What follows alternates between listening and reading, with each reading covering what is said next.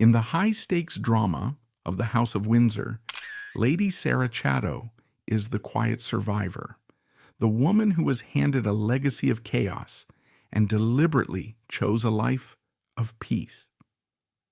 Born to Queen Elizabeth II's dazzling and destructive sister, Princess Margaret, Sarah grew up in the gilded wreckage of a famously toxic marriage. She was the silent witness to her mother's public self-destruction, a life fueled by alcohol, heartbreak, and the suffocating pressures of the crown. This is the story of how she inherited what many called Margaret's curse, and against all odds, painstakingly and gracefully broke it. While other royals chased the spotlight, Sarah Chatto built a life in the shadows, becoming a respected artist, a devoted wife, and the royal family's most trusted, discreet confidant. Hers is a powerful, intimate tale, not of scandal, but of profound resilience. The story of a daughter who transformed a legacy of pain into a life of quiet dignity. To understand the storm into which Sarah Chatto was born, one must first understand the woman who was its epicenter, her mother, Princess Margaret. Long before she was a cautionary tale, she was the nation's darling. Born in 1930, she was everything her older sister Elizabeth was not. While Elizabeth was dutiful, serious, and composed, Margaret was vivacious, witty, and incorrigibly glamorous. She had dazzling violet blue eyes, a perfect porcelain complexion, and a razor-sharp wit that could cut down a pompous courtier with a single, well-aimed phrase. Her father, King George VI, famously said of his two daughters, "Lilibet is my pride, Margaret is my joy." She was the Diana of her day, a fashion icon whose every outfit was copied, whose every romance was breathlessly speculated upon. She embodied the hope and glamour of a post-war Britain desperate to shake off the gray austerity of the 1940s. But beneath the glittering surface was a deep well of vulnerability. Her life had been irrevocably altered at the age of 6, when her uncle King Edward VIII abdicated the throne to marry a divorcee, Wallis Simpson. This single act catapulted her shy father onto the throne and set her sister on the path to becoming queen.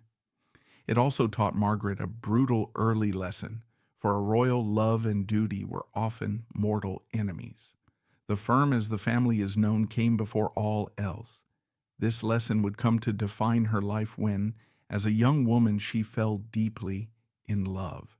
The man was not a foreign prince or a British duke. He was Group Captain Peter Townsend, a decorated Royal Air Force hero from the Battle of Britain. He was handsome, kind, and 16 years her senior. More importantly, he was her late father's equerry, a trusted and beloved member of the royal household. After the king's sudden death in 1952, Margaret, then just 22, and Townsend, grieving the man they both adored, found solace in each other's company. Their friendship deepened into a passionate, secret love affair. To Margaret, Townsend represented stability and genuine affection, a safe harbor in the lonely world of royalty. He was a hero, a gentleman, a link to her beloved father. There was just one insurmountable problem. He was divorced. In the Britain of the 1950s, this was a catastrophic obstacle. Her sister, Elizabeth, was now queen, and crucially, the supreme governor of the Church of England, which at the time did not recognize divorce and forbade the remarriage of a divorced person in church if their former spouse was still alive. The memory of the abdication crisis was still raw. The idea of the Queen's sister marrying a divorced commoner was unthinkable to the political and religious establishment.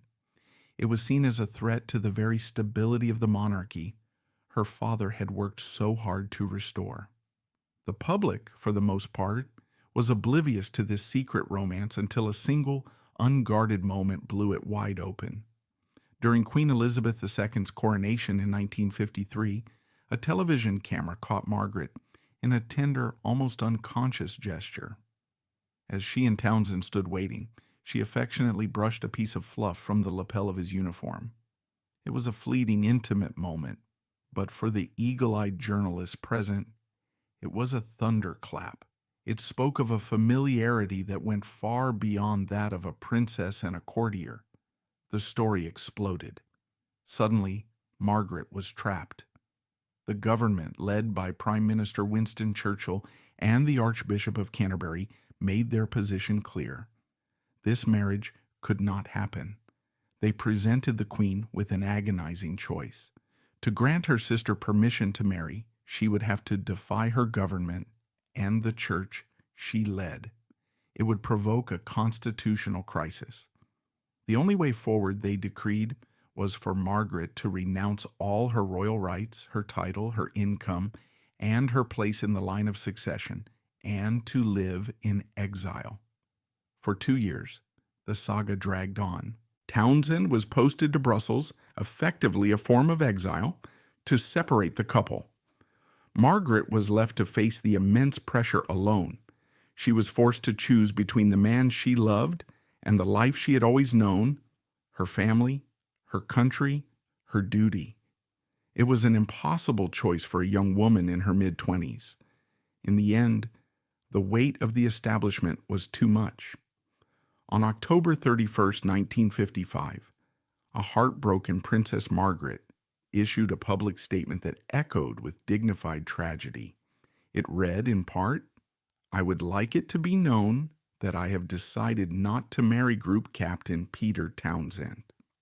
I've been aware that, subject to my renouncing my rights of succession, it might have been possible for me to contract a civil marriage, but mindful of the Church's teachings that Christian marriage is indissoluble, and conscious of my duty to the Commonwealth, I have resolved to put these considerations before others. I have reached this decision entirely alone, and in doing so, I have been strengthened by the unfailing support and devotion of Group Captain Townsend." 1. The nation sighed with a mixture of relief and sympathy, but for Margaret something broke that day. The vivacious, joyful princess began to recede, replaced by a woman who was harder, more cynical, and deeply wounded. She had chosen duty over love, and the sacrifice seemed to hollow her out. She threw herself into a frantic social life, her famous wit now often curdling into a cutting, aristocratic snobbery. Her circle became faster, more bohemian, as if she were deliberately seeking out a world as far removed as possible from the stuffy courtiers who had denied her happiness. She was searching for a new life and a new kind of man. She found him in Anthony Armstrong Jones. If Peter Townsend was the embodiment of the old establishment, Tony Armstrong Jones was the vanguard of the new. He wasn't an aristocrat. He was a brilliant, boundary-pushing photographer, the son of a barrister and a society beauty. Stricken with polio as a child, he had been left with a slight limp, but the experience had forged in him a will of iron and a fierce ambition to prove himself. He moved through the world with a restless, creative energy. He was charming, witty, and possessed a seductive, almost dangerous disregard for convention. They met at a dinner party in 1958. Margaret, still nursing her wounds, was immediately captivated. Tony was unlike anyone she had ever known. He didn't treat her with the fawning deference she was used to. He teased her, challenged her, and spoke to her not as a princess, but as an intelligent, interesting woman. He called her Margaret, not ma'am. He whisked her away from formal palace life into his bohemian world of artists' studios in Rotherhithe, late-night jazz clubs, and weekends with actors and writers. For Margaret, it was intoxicating. It was a rebellion. Marrying Tony was a two-fingered salute to the establishment that had broken her heart. He was a commoner, an artist, a modern man. He was everything Peter Townsend was not. Their courtship was a well-kept secret. When their engagement was announced in February 1960, it stunned the world. No one had even known they were a couple. On May 6, 1960, they were married at Westminster Abbey in the first royal wedding ever to be broadcast on television. An estimated 300 million people watched worldwide. It was a spectacle of breathtaking glamour. Margaret wore a deceptively simple gown of white silk organza by Norman Hartnell and the magnificent Poltimore tiara, which she had purchased herself at auction. The public was entranced. This, it seemed, was the happy ending their princess deserved. The union was hailed as the perfect marriage of ancient tradition and modern Britain, a symbol of a monarchy entering the swinging 60s. The new couple, now the Earl and Countess of Snowdon, became the undisputed leaders of London's fashionable smart set. Their home, apartment 1A at Kensington Palace, which they had extensively and expensively renovated, was the most exclusive salon in the country. Their dinner parties were legendary, a dazzling mix of royalty, aristocracy, and the brightest stars of the arts world. Actors like Peter Sellers and Elizabeth Taylor, dancers like Rudolf Nureyev, designers like Mary Quant, and hairdressers like Vidal Sassoon. They were impossibly cool, jetting off to their holiday home on the exclusive Caribbean island of Mustique, a gift from their friend Colin Tennant. They were photographed, adored, and emulated. They were the original celebrity power couple, a full decade before the term existed. But the fairy tale, built on rebellion and passion, had no foundation in reality. The very qualities that had drawn them together, their fierce independence, their artistic temperaments, their sharp tongues, and their need to be the center of attention, soon became the weapons they used in a private war of breathtaking cruelty. The public saw the glamour. Behind the palace walls, a gilded cage was becoming a torture chamber. Tony, who had expected to continue his career unimpeded, quickly found that being the Queen's brother-in-law came with suffocating restrictions. He chafed at the endless royal duties and the rigid protocol.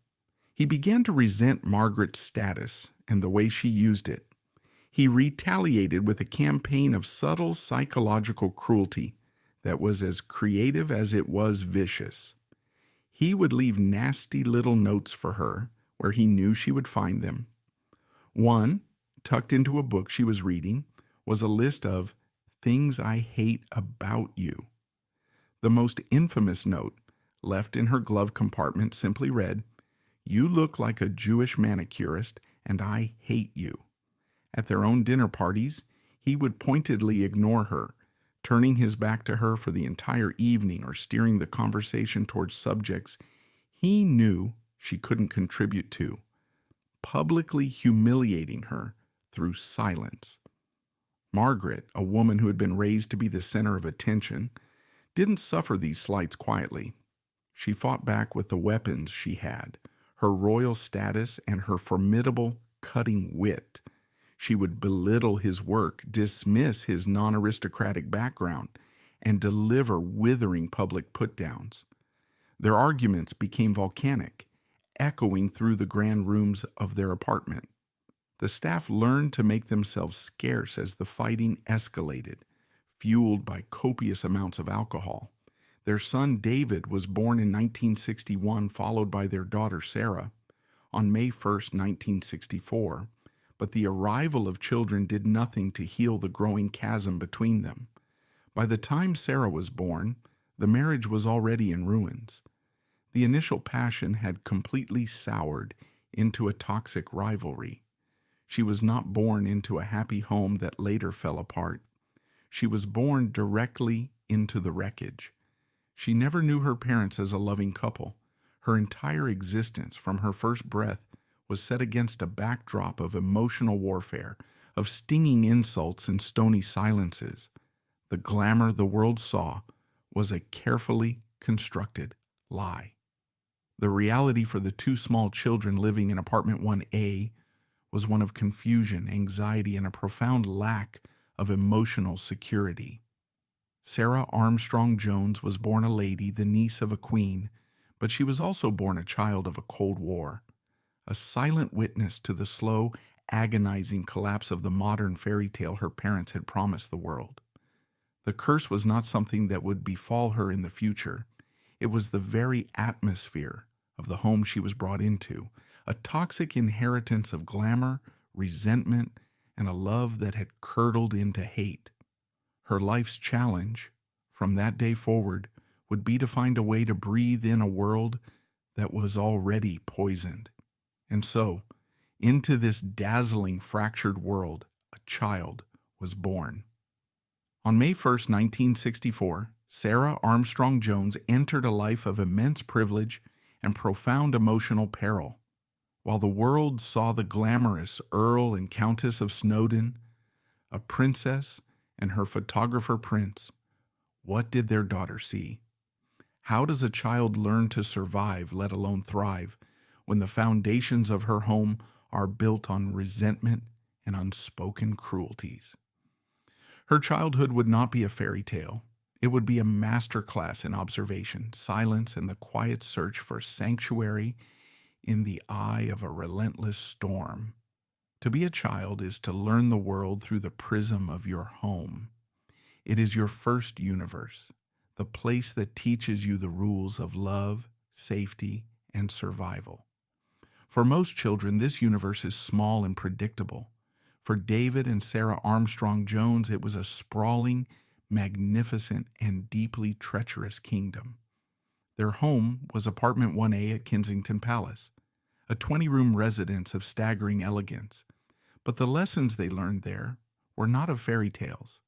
They were complex, often painful lessons in emotional navigation, in learning to read the subtle shifts in a volatile atmosphere, and in finding stability in a world that had none. Their primary source of that stability, the anchor in the daily tempest of their parents' lives, was not apparent at all. It was their nanny, Verona Sumner, a kind, capable, and eminently sensible woman. Verona was far more than a caregiver. She was the architect of their childhoods. She understood with a quiet and profound intuition that her most important task was to create a bubble of normality for the two children, adrift in the chaos. While Princess Margaret and Lord Snowdon were dazzling London society, embarking on bitter arguments or pursuing their increasingly separate lives, it was Verona who provided the rhythm and consistency that all children crave. Verona's world, the nursery wing of the apartment, was a separate state. It was a realm of fixed meal times, homework schedules, bedtime stories, and trips to the park. It was a place where emotions were acknowledged and soothed, not wielded as weapons. She was, in every functional sense of the word, their parent. She was the one who saw them off to school, and the one who was there when they returned. She was the one who bandaged scraped knees and listened to their childish worries. In his memoirs, Lord Snowdon would later acknowledge her vital role, admitting with a degree of understatement that she was a second mother to them. For David and Sarah, she was arguably their first. This created a strange duality in their upbringing. They were undeniably children of immense privilege. They played in the private gardens of a royal palace, had a doting aunt who just happened to be the Queen of England, and spent holidays in grand country houses. But they were also children of profound emotional neglect. Their parents were physically present, but often emotionally absent, consumed by their own dramas.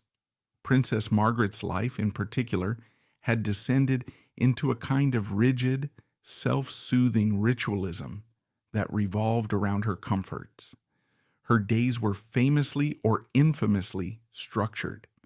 She would wake around 9 a.m., have breakfast in bed, followed by 2 hours of reading the newspapers and listening to the radio, chain-smoking all the while. At 11 a.m., a lady-in-waiting would draw her a bath, a ritual that lasted an hour. At 12:30 p.m., as she was having her hair and makeup done, a footman would bring her the first drink of the day, a vodka and tonic, to liven her up. Lunch was a formal affair with her mother, followed by an afternoon that might involve a film screening or simply more drinks and cigarettes, until it was time to prepare for the evening's engagements. It was a life of stultifying, privileged boredom, a desperate attempt to fill the void left by a broken heart and a lack of meaningful purpose. For her children, it meant their mother was often inaccessible, wrapped in a cloud of cigarette smoke and the haze of alcohol. They learned to approach her with caution, to gauge her mood before speaking. Was this a good Margaret day or a bad Margaret day? The answer would determine the emotional weather of the entire household. Lord Snowdon, meanwhile, was increasingly absent. He threw himself into his photographic work with a manic energy, often using it as an excuse to be away from the palace and his wife. He was a demanding and perfectionistic father when he was present, but his primary method of coping with the disastrous marriage was to escape it. His affairs became more frequent and less discreet.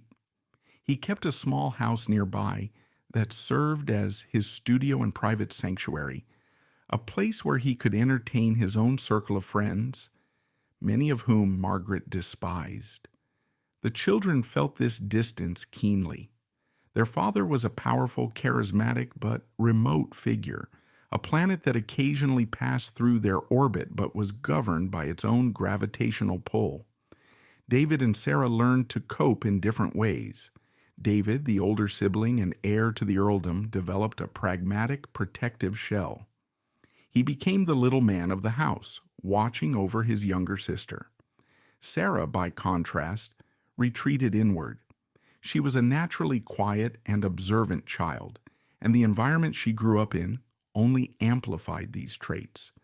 She learned to watch, to listen, to understand the unspoken currents of resentment and unhappiness that swirled around her.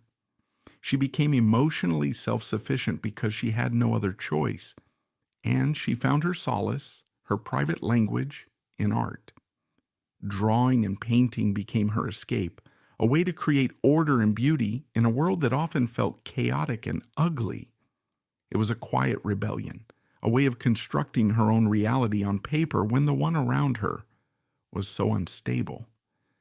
This fragile, dysfunctional equilibrium was finally shattered in 1976. Sarah was 12 years old.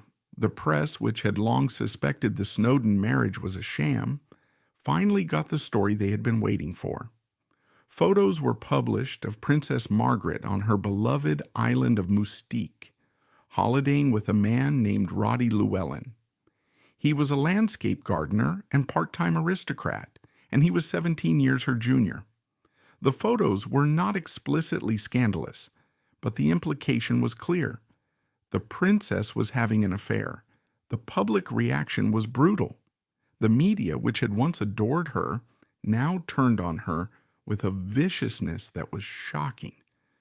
She was portrayed as a decadent, lazy, parasitical royal, a disgrace to the crown, cavorting with a toy boy at the taxpayer's expense. The sympathy she had garnered during the Townsend affair was long gone. Now she was simply a middle-aged woman embarrassing the nation.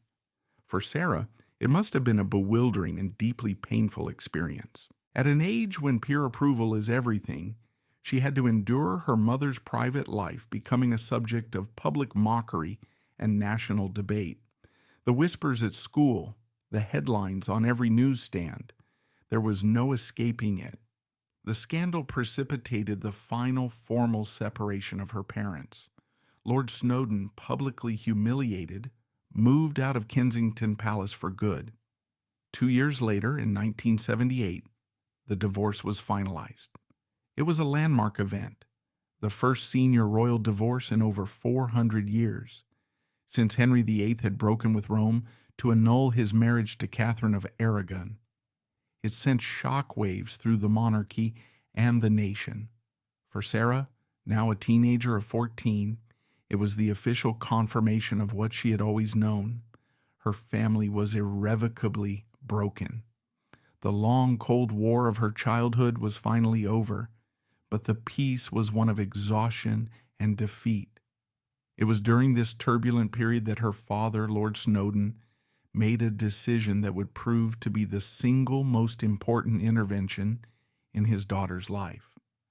For all his failings as a husband, Tony was a devoted father who was determined that his children would not be crushed by the royal system. He despised the stuffy, anti-intellectual world of traditional aristocratic education. He wanted his children to be creative, independent, and grounded in the real world. He insisted that they would not be sent to a rigid, single-sex institution like Gordonstown, the famously Spartan school attended by Prince Philip and Prince Charles. Instead, he enrolled them at Bedales. Bedales was and still is one of the most progressive and bohemian boarding schools in Britain. Founded on principles of liberal education, it emphasized creativity, self-expression, and informality. Students called teachers by their first names, wore their own clothes instead of uniforms, and had a curriculum that placed as much importance on art, design, and drama as it did on Latin and mathematics. For Sarah, arriving at Bedales was like being able to breathe fresh air after a lifetime in a beautiful but suffocating room. It was a lifeline. For the first time, her identity was not solely defined by her royal connections. She was not Her Royal Highness Princess Margaret's daughter. She was simply Sarah Armstrong Jones, a quiet, gifted student with a genuine passion for art. Here, her talent was not just a hobby, it was valued, nurtured, and celebrated. The art studio became her true home, a place where she could pour all the complex, suppressed emotions of her childhood into her work. Bedales gave her a community of friends who liked her for who she was, not for who she was related to. It gave her confidence in her own abilities. Most importantly, it gave her a vision for a different kind of life, a life where value was determined by talent and hard work, not by birthright.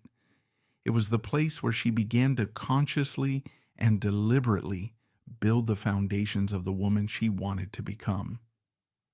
After graduating, she followed this path with quiet determination. She did not take the expected route of a year out, followed by a humanities degree at a prestigious university. Instead, she enrolled in a foundation course at the Camberwell School of Arts and Crafts, followed by a period of study at the Royal Academy schools. She was serious about her craft. She then did something almost unprecedented for a member of the royal family in her position. She decided to learn a trade from the ground up. Leveraging her family's artistic connections, she became a trainee in the wardrobe department of the film industry. It was unglamorous behind-the-scenes work. She was an apprentice, learning the practical skills of costume making and management. This culminated in a 2-year trip to India in the early 1980s, where she worked as a wardrobe assistant for the legendary director David Lean on his epic film, A Passage to India. This was a profoundly formative experience. She was thousands of miles from the hothouse environment of the London press and the royal court. She was part of a huge collaborative creative team, a small cog in a giant machine. She was there not as a VIP, but as a worker, valued for her skills and her work ethic. It was in this environment of professional creativity, so far from home, that she met a young actor named Daniel Chatto. Daniel, like Sarah, came from an artistic family. His father was an actor and his mother, Sarah Chatto, was a highly respected theatrical agent. He was handsome, gentle, and shared her quiet, serious nature. Their worldviews aligned. They both understood a life dedicated to the arts, a life that valued substance over spectacle. Their meeting on a bustling film set in India was the antithesis of her parents' high society, high drama courtship. It was not a rebellion or a public statement. It was a quiet, organic connection between two people who shared the same values. Their relationship developed slowly and privately after they returned to England. It was a courtship built not on grand romantic gestures, but on a deepening friendship and mutual respect. For Sarah, who had grown up witnessing a love that was a destructive, all-consuming fire, Daniel's calm, steady affection must have felt like a safe, warm hearth. She had successfully navigated the storm. She had survived the public disintegration of her family, the loneliness of her gilded cage, and the immense pressure of her royal lineage. Through the sanctuary of art and the discovery of a quiet professional purpose, she had forged an identity of her own. She had found a way to honor her heritage without being imprisoned by it. And now she had found a partner who saw and loved the woman she had become, not the princess she was born to be. The quiet girl from Kensington Palace was finally building a world of her own, on her own terms. Having navigated the emotional shipwreck of her parents' marriage and forged a sense of self in the creative sanctuary of school and work, Sarah now stood at a crossroads. She had survived her past, but the challenge now was to build a future that was not merely a reaction to it, but a positive creation of her own design. How does one build a life of quiet stability on the foundations of chaos? For Sarah, the answer lay not in a grand rebellion, but in a series of deliberate, graceful choices in the partner she chose, the vows she made, and the home she would create that would become the very architecture of her peace. A life is built not by a single grand decision, but by 1,000 small, deliberate choices. For Lady Sarah Chatto, the years following her return from India were a quiet masterclass in the architecture of peace. She had emerged from the crucible of her childhood, not brittle and broken, but forged into a woman of profound self-awareness. She knew what she wanted, and perhaps more importantly, she knew with absolute clarity what she did not want. She did not want a life of public performance, of flashbulb glamour, of love treated as a spectator sport. She had seen the true cost of that life etched into the face of her own mother, and she was determined to build something that would last. Her relationship with Daniel Chatto was the cornerstone of this new life. Their courtship was a study in discretion, so private that it barely registered on the royal radar. There were no breathless tabloid stories, no dramatic public appearances, no carefully orchestrated photo opportunities. They simply fell in love, quietly and completely, in the shared world of London's artistic community. It was a love story conducted in art galleries and theaters, over quiet dinners with friends, and on long walks where conversation, not spectacle, was the main event. When they decided to marry, the announcement was characteristic of their entire relationship, understated and dignified. The wedding, which took place on a warm July day in 1994, was itself a profound statement. In an era that was still reeling from the aftershocks of the grandiose fairy tale wedding of Charles and Diana, and was now witnessing its ugly public implosion, Sarah chose a path of radical intimacy. The venue was not Westminster Abbey or St. Paul's Cathedral. She chose St. Stephen's, Walbrook, a small, exquisite church in the city of London, designed by Sir Christopher Wren. It was an artist's choice, a connoisseur's choice. The church is celebrated for its magnificent dome, a precursor to Wren's masterwork at St. Paul's, and its intimate, light-filled interior. By choosing it, Sarah was signaling that this was not a state occasion, but a sacred and personal commitment, celebrated in a place of beauty and quiet contemplation. Her dress was another declaration of independence. She turned to her friend, the designer Jasper Conran, who created a gown of simple, breathtaking elegance. Made of crisp white linen, it featured a square neckline and long flowing lines, unadorned by the heavy beading or lace typical of royal brides. It was the dress of a modern working artist, not a storybook princess. It spoke of authenticity, confidence, and a refusal to play a pre-written part.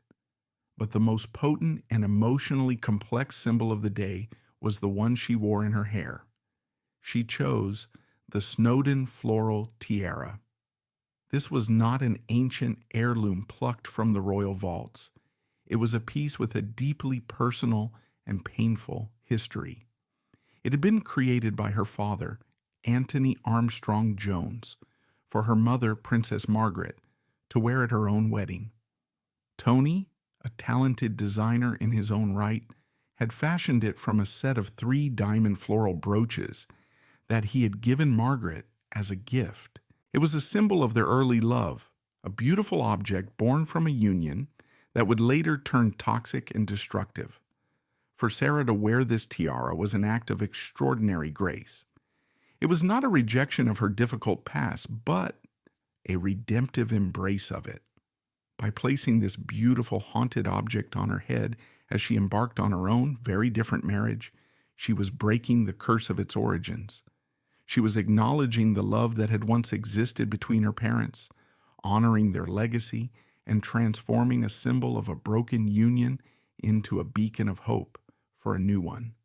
It was a silent, powerful message. The pain of the past would not be forgotten, but it would not be allowed to define the future. The wedding service was short, the guest list small. It was a gathering of family and close friends, not a parade of dignitaries. The photographs from that day show a woman radiating a serene, quiet joy.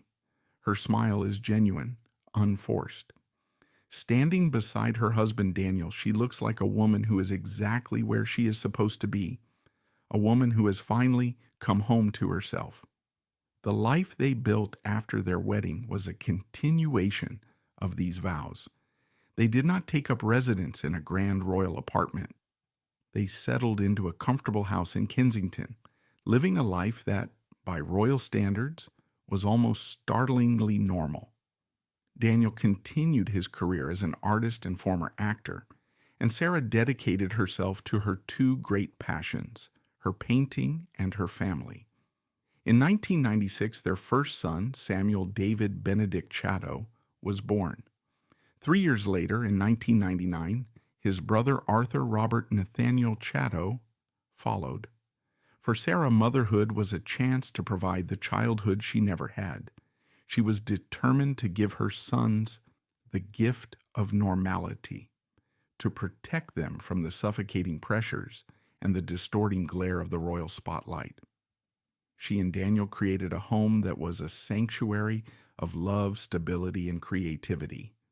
While the boys were, and are, a visible part of major royal occasions, like trooping the color in family weddings, their day-to-day lives were kept rigorously private. They were sent to Eton College like their cousins William and Harry, but their paths were encouraged to be their own. There was no pressure to pursue a military career or a life of public duty. Instead, they were nurtured in the family tradition of the arts and personal exploration. Samuel went on to study history of art at the University of Edinburgh and has since become a successful ceramicist, working with his hands to create beautiful objects, much like his grandfather, Lord Snowdon. Arthur, more of an adventurer, also studied at Edinburgh before joining the Royal Marines, a choice that was his own, not one dictated by tradition. Sarah had successfully raised 2 well-adjusted, independent young men who were comfortable with their royal heritage but not defined by it. She had broken the cycle. Alongside motherhood, Sarah pursued her professional career as a painter with quiet, focused dedication. She has always exhibited her work under her maiden name, Sarah Armstrong Jones. This, too, was a significant choice. It was a nod to her father's professional legacy and a way of carving out an identity that was entirely her own, separate from her husband's name and her royal title. It was the name of the artist, the individual. Her paintings are a direct reflection of her personality. She is not a grand, dramatic artist. Her canvases are typically intimate landscapes, still lifes, and studies of interiors. Her palette is often muted and subtle, her style atmospheric and contemplative. She paints the quiet corners of the world, a windswept Scottish landscape, a vase of flowers on a windowsill, the play of light in an empty room. There is a profound sense of peace, of stillness in her work. It is the art of someone who has learned to find beauty in the ordinary, someone who values observation over proclamation. In a world that shouts, her paintings are a whisper. They are in many ways her true autobiography, a visual diary of a soul that has found its equilibrium. Her public role, though minimal, was also chosen with care. She became the vice president of the Royal Ballet, a position she inherited from her mother. Princess Margaret had adored the ballet. It was one of the great passions of her life. For Sarah, taking on this role was another act of redemptive love. It was a way to honor her mother's memory, not by copying her flamboyant lifestyle, but by supporting an art form that had brought her genuine joy. She takes the role seriously, regularly attending performances and supporting the company, not as a celebrity patron, but as a knowledgeable and deeply committed advocate. But perhaps her most significant role, and the one least seen by the public, was the one she played within the royal family itself. As the scandals of the 1990s, most notably the bitter War of the Waleses, tore the family apart, Sarah became a figure of unique importance. She was the quiet center, the calm eye of the storm. Her bond with her aunt, Queen Elizabeth II, deepened into one of profound affection and trust. The Queen, a woman who lived a life of immense loneliness and professional caution, found in her niece a rare source of uncomplicated companionship. Sarah wanted nothing from her. She had no agenda, no title to chase, no grievance to air. She was simply her loving niece. Royal insiders have long reported that Sarah was one of the very few people with whom the Queen could truly relax and be herself. They shared a love of the Scottish Highlands, spending time together at Balmoral. Their regular lunches were a fixture in the Queen's diary, moments of normality in a life of relentless duty. Sarah was a living, breathing link to the Queen's beloved sister Margaret, and in her quiet stability, the Queen could find comfort and a sense of continuity. She was also a bridge between the warring factions of her generation. She maintained a warm relationship with her cousin, Prince Charles, who admired her artistic sensibility and her deep-seated loyalty to the family. He understood, perhaps better than most, the pressures of growing up in a difficult home and appreciated her dignified silence. At the same time, she was held in high regard by Princess Diana. While they were not close confidants, their personalities and lifestyles were worlds apart. Diana respected Sarah's integrity. Sarah was one of the few members of the family who was never seen to take sides, who offered only kindness and discretion. She was a neutral territory, a safe harbor in the family's civil war. This universal trust placed in her was formally recognized time and again.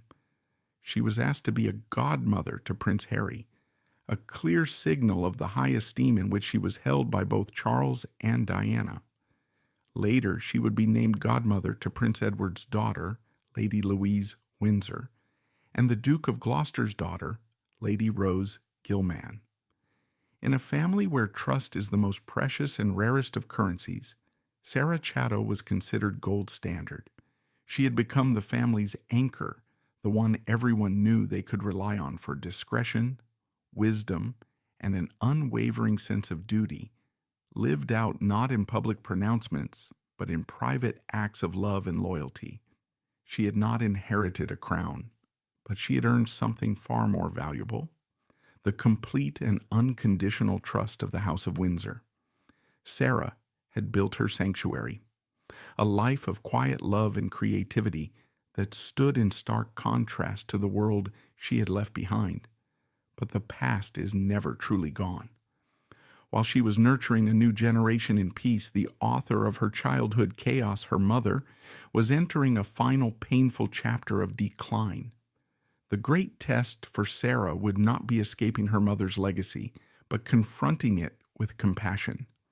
Could the daughter, who had suffered from her mother's self-destruction, now find the strength to become her selfless caregiver?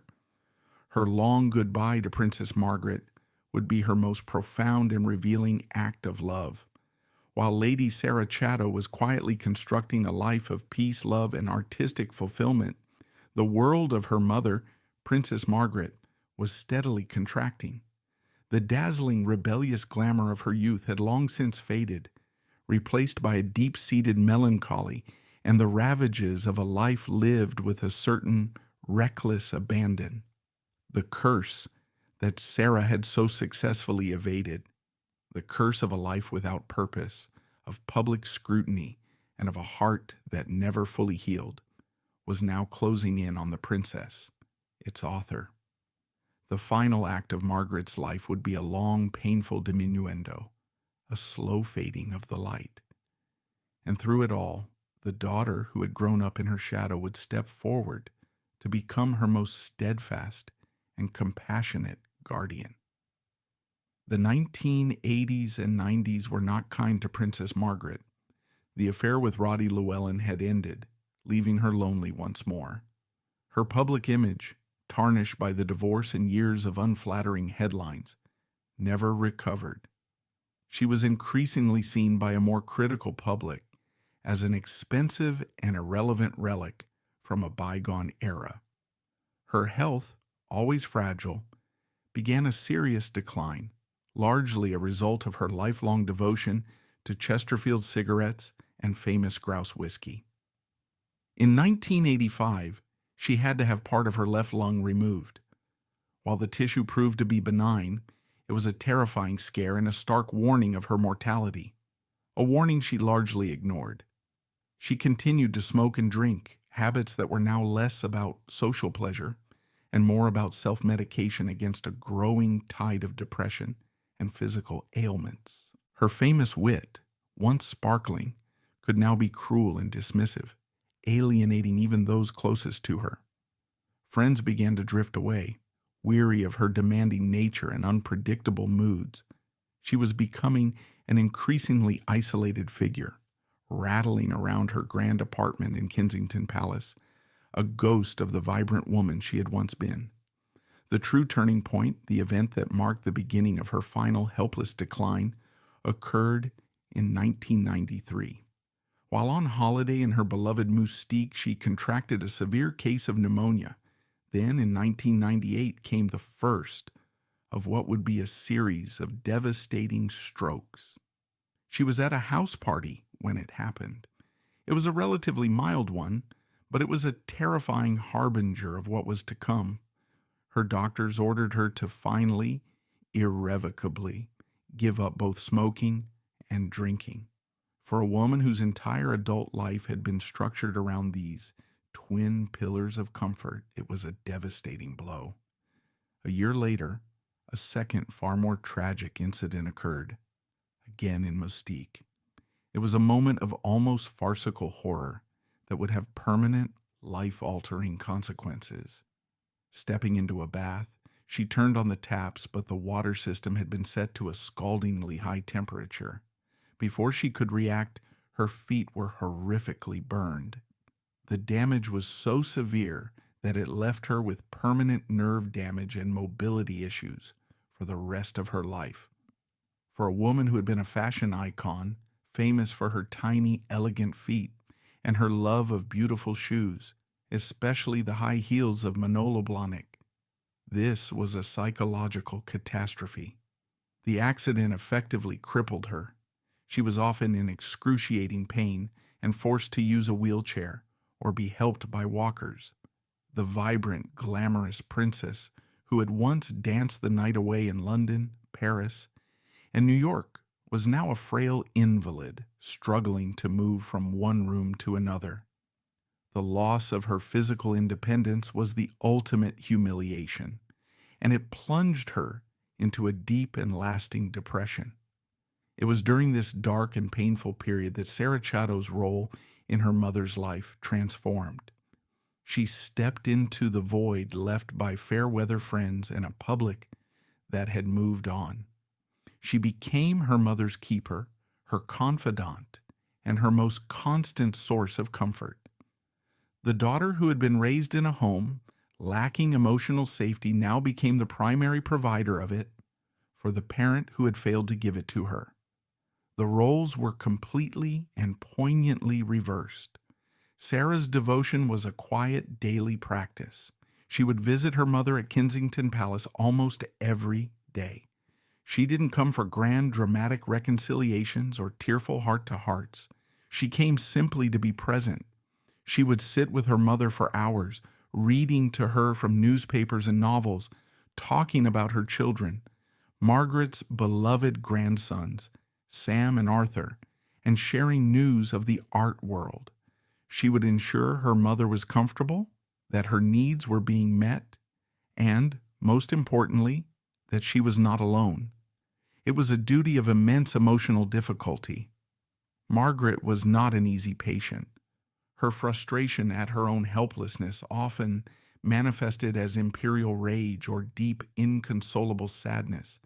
She mourned the loss of her beauty, her mobility, and her relevance. She could be demanding, sharp-tongued, and profoundly difficult. Many would have shrunk from this task, particularly a child who had every reason to carry resentment. Sarah had grown up witnessing her mother's self-absorption and emotional volatility firsthand. She would have been forgiven for keeping a safe, loving distance. Instead, she did the opposite. She moved closer. With a compassion that was truly extraordinary, Sarah looked past the difficult, demanding patient in the wheelchair and saw the vulnerable, frightened woman beneath. She saw her mother. She understood, perhaps better than anyone, that Margaret's imperious behavior was a fragile defense against a lifetime of disappointment, and now a terrifying physical decline. She met her mother's anger and sadness not with judgment or impatience, but with a steady, unwavering, and quiet love. Her brother David was also a devoted son, managing his mother's affairs with dutiful efficiency and visiting her often. But it was Sarah who provided the soft, daily emotional support that Margaret so desperately needed.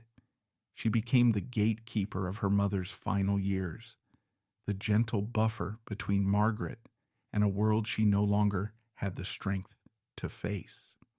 In 2000 and early 2001, a series of further strokes stole more and more from the princess.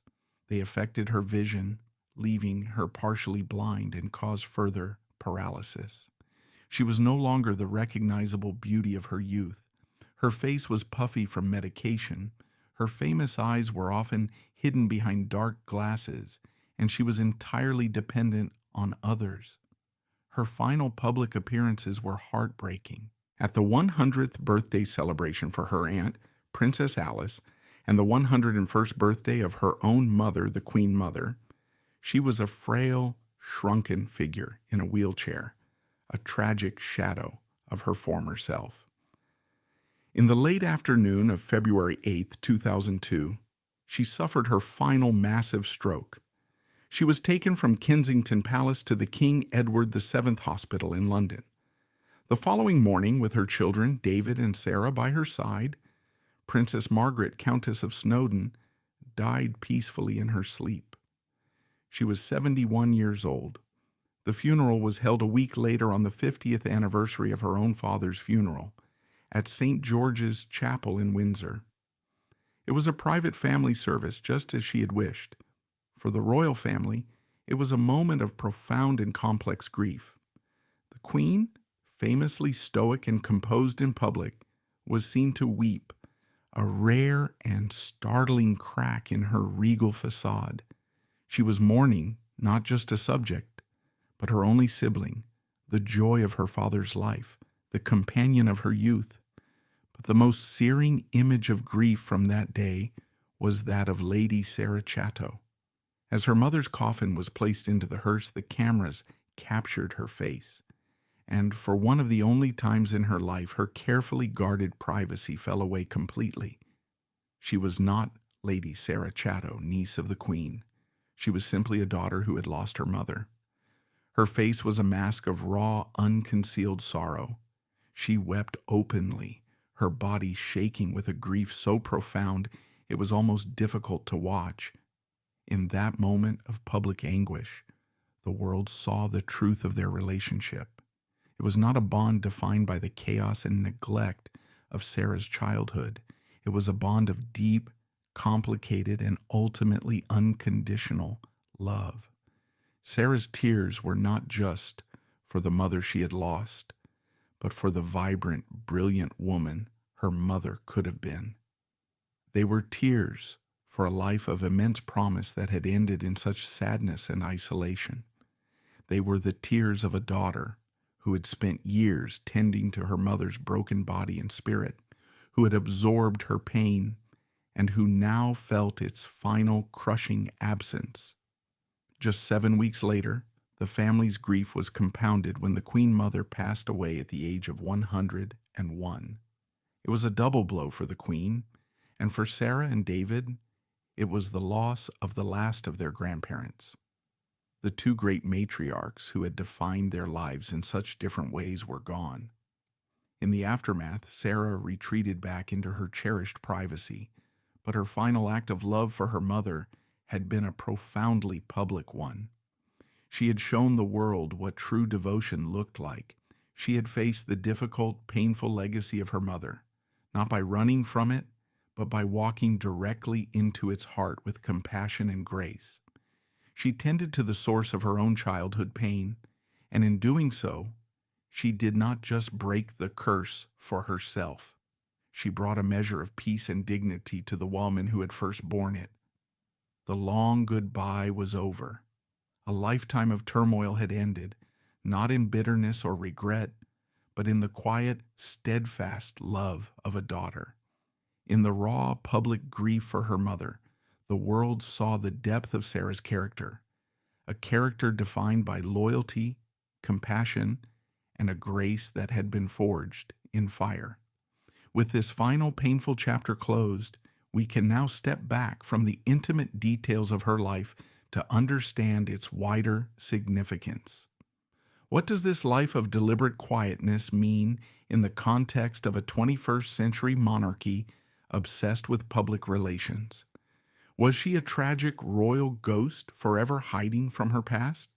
Or was she something far more remarkable, a quiet revolutionary who discovered a blueprint for survival that her more famous relatives are still searching for? With the passing of Princess Margaret and the Queen Mother, a chapter of royal history closed. The grand, almost theatrical generation of royals who had seen the empire fade and the modern world dawn was gone. A new era was fully underway, one defined by the unrelenting 24-hour news cycle, the rise of the internet, and a public that demanded more transparency, more relatability, and less deference than ever before. For the House of Windsor, it was a time of profound reevaluation, a search for a new identity and a new purpose in a world that was increasingly questioning the need for a monarchy at all. In this shifting landscape, the focus was naturally on the direct heirs, Charles, the intellectual, waiting Prince of Wales, and his charismatic sons, William and Harry, who were seen as the great hope for the future. But in the quiet spaces between the major headlines, the life of Lady Sarah Chatto began to take on a new and powerful significance. Her story was no longer just about surviving a difficult childhood. It became a crucial case study, a potential blueprint for how the monarchy itself could survive the modern age. Her life, lived so deliberately outside the spotlight, began to offer profound answers to the very questions that plagued her more famous relatives. This brings us to the central debate surrounding Sarah's life, a controversy not of scandal, but of interpretation. For years, the media, when it bothered to notice her at all, had settled on a convenient and rather simplistic narrative. They labeled her the royal ghost. The term was meant to evoke a sense of tragedy, of a woman so damaged by the psychodrama of her parents' marriage that she had retreated into a spectral, half-lived existence.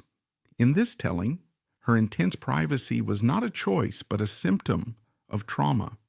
Her quietness was seen as fragility, her reluctance to engage with the media a sign of fear.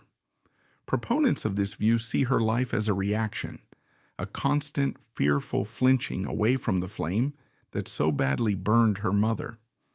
Every choice, to marry a quiet artist, to live outside a formal royal residence, to pursue a solitary profession, is interpreted as an act of escape. She is the Windsor who is forever haunted, the shy, retiring figure in the background, a permanent supporting character in her own life story. This narrative is easy, it's psychologically neat, and it fits a certain tragic mold, but it is also a profound misreading of the woman she became. The second, and far more compelling argument reframes Sarah not as a ghost, but as a quiet revolutionary, a master strategist of well-being. This perspective sees her choices not as acts of fear, but as acts of profound and hard-won wisdom. Sarah Chatto had a front-row seat from infancy to the corrosive effects of a life lived for public consumption. She saw that fame was a ravenous beast, that headlines were cruel, and that royal status without a core of personal stability was a gilded poison. She watched her mother, one of the most famous women in the world, die of a loneliness that no amount of public adoration could cure. From this privileged, painful vantage point, she learned a lesson that few ever do. True power lies not in visibility, but in autonomy. Her life, therefore, has not been an escape, but a meticulously planned and executed strategic retreat to a territory she could control. Her privacy is not a wall she built out of fear. It is a garden she has carefully cultivated so that something real and beautiful could grow. Look at the evidence. A successful, loving marriage of over 3 decades in a family notorious for its marital disasters. 2 well-adjusted, accomplished sons raised without a hint of public scandal. A respected professional career built on her own talent. The unwavering trust and love of the most powerful family in Britain. These are not the achievements of a fragile, haunted woman. They are the hallmarks of a person of immense inner strength, clarity, and discipline. She is not the royal ghost. She is the royal survivor, the one who quietly figured out the puzzle that had stumped so many others. This interpretation of her life has become extraordinarily relevant in the wake of the monarchy's most recent and explosive crisis, the departure of the Duke and Duchess of Sussex.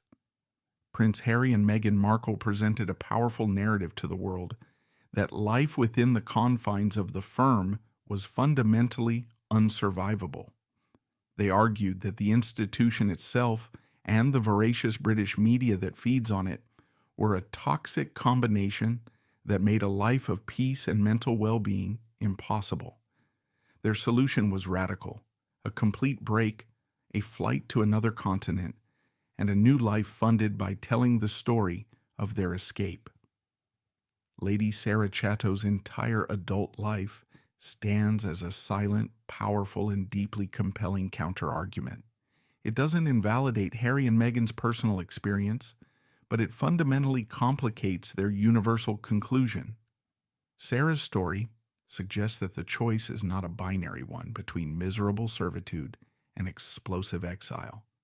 It proves that there has always been a third way. Consider the parallels. Sarah, too, was the child of the spare. She, too, grew up in a broken home filled with emotional turmoil. She, too, watched her parents' every move, and later her own, be scrutinized by the media.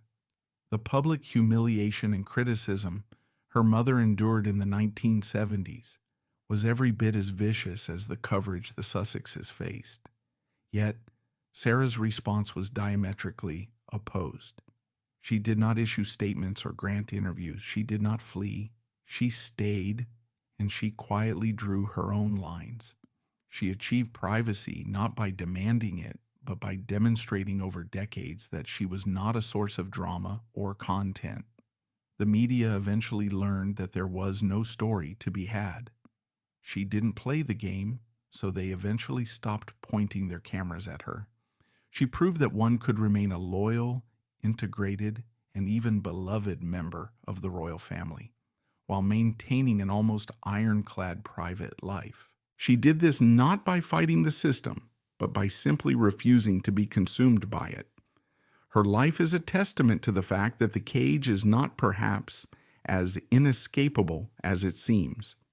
Sometimes the most powerful act is to simply and consistently refuse to perform. Her skill at navigating complex family dynamics extended beyond her relationship with the Queen. She also masterfully managed the legacy of her controversial father. After his divorce from Princess Margaret, Lord Snowdon remarried quickly and had another child. He continued his celebrated career, but his private life remained complicated. Years later, it was revealed that he had fathered a secret love child just before marrying Princess Margaret. He was a brilliant, charming, but undeniably difficult and morally complex man. Through it all, Sarah and her brother David remained devoted to him. They refused to be drawn into the bitterness of their parents' divorce. They loved and supported both their mother and their father, offering a model of loyalty that transcended marital warfare. When Lord Snowdon died in 2017, Sarah was, as always, a picture of quiet dignity at his funeral, mourning the loss of the father who, for all his flaws, had given her the crucial gift of a forward-thinking education and a passion for the arts. Her ability to hold love for two such difficult and warring parents without judgment or public recrimination speaks to a level of emotional maturity that is nothing short of remarkable.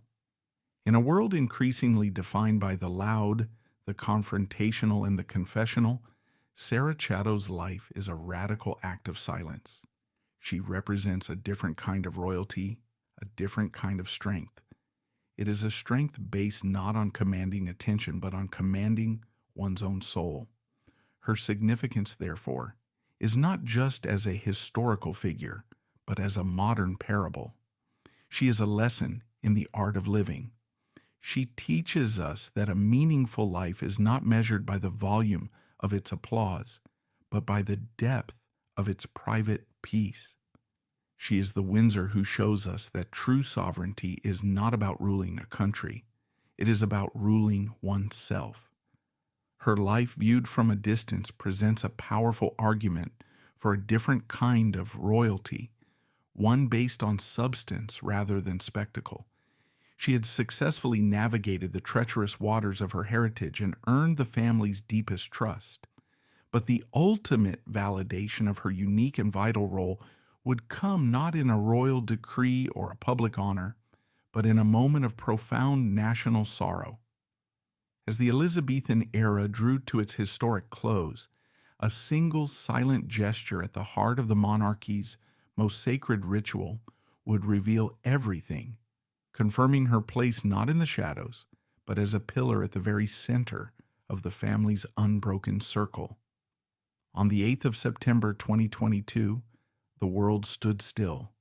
Queen Elizabeth II, the steadfast, seemingly eternal monarch who had reigned for over 70 years, passed away peacefully at her beloved Balmoral Castle in Scotland. Her death was more than the end of a reign. It was the end of an era. For the United Kingdom and the Commonwealth, it was a moment of profound collective grief. For her family, it was an intimate, shattering loss. And for Lady Sarah Chatto, it was the loss of the woman who had been, for her entire life, a second mother, a steadfast anchor, and her most cherished confidant. In the solemn, meticulously choreographed days of national mourning that followed, the world watched the royal family grieve. Amidst the grand processions, the ancient rituals, and the global media coverage, the familiar quiet figure of Lady Sarah Chatto was a constant presence. At the state funeral, her face etched with a grief as deep and raw as the one she had shown at her own mother's service 2 decades earlier, was a poignant reminder of the personal loss that lay at the heart of the public spectacle. She was not just mourning a monarch, she was mourning her beloved Aunt Lilibet. But it was during a unique and profoundly moving ceremony, held in the ancient silence of Westminster Hall, that Sarah's true place in the family's heart was revealed to the world in a way it had never been before.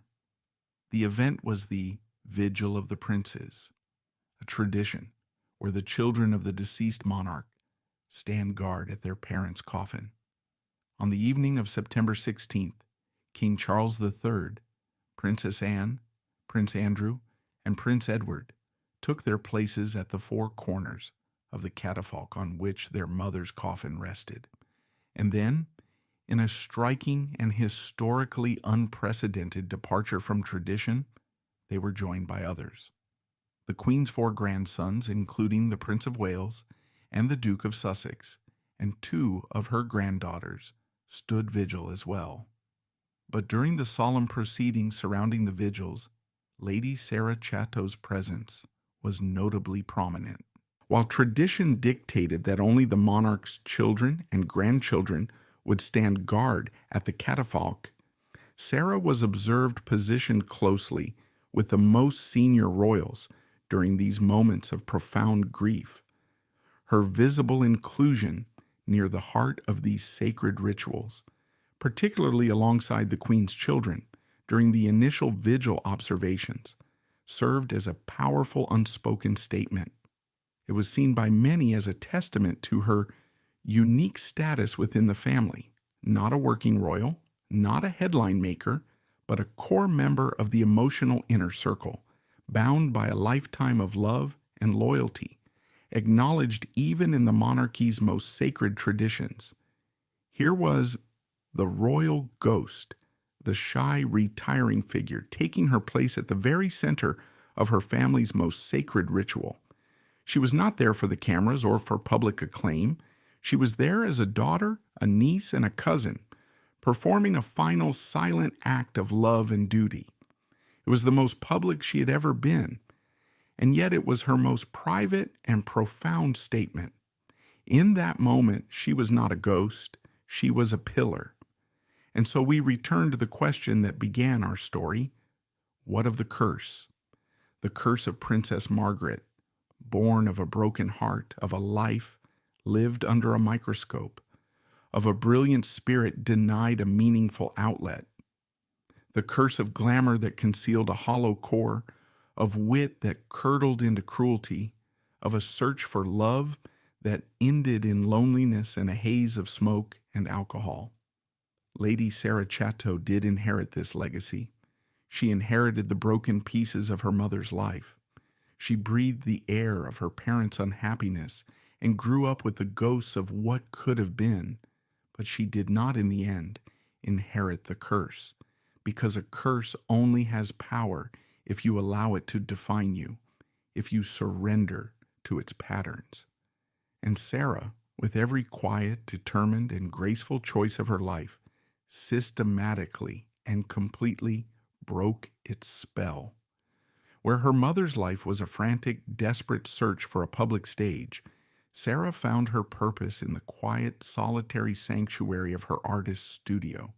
Where her mother's marriage was a public battlefield of passion and cruelty, Sarah built a private partnership of enduring love, stability, and mutual respect that has lasted for decades. Where her mother sought fulfillment in the fleeting adoration of a crowd, Sarah found it in the steadfast love of her family and the deep, uncomplicated joy of raising her two sons. Where her mother's story became a cautionary tale of squandered potential, Sarah's has become a quiet master class in emotional resilience and the art of a life well lived. She did not reject her mother. In fact, her life may be the most profound tribute she could have paid her. By tending to Margaret in her final painful years with such unwavering compassion, she gave her mother the unconditional love and security she had always craved. And by building the happy, peaceful, and purposeful life that Margaret herself was never able to achieve, Sarah fulfilled the potential that had been denied to her mother. She didn't just escape her mother's shadow, she stepped out of it and into the sun, carrying the best parts of her mother's legacy, the love of art, the devotion to family, with her. In the grand, often noisy and increasingly contentious saga of the House of Windsor, Lady Sarah Chatto's life is a quiet but powerful counter-melody. It is a story that reminds us that legacy is not always written in headlines or history books. Sometimes the most powerful legacy is the invisible one, a cycle of pain that is broken, a loving family that is nurtured, a private peace that is won against all odds. She is not the tragic figure, the ghost in the machine. She is perhaps the wisest of them all.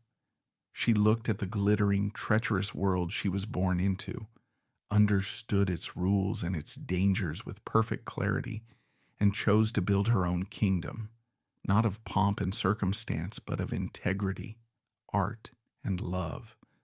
The curse was broken, and in its place she left a blessing.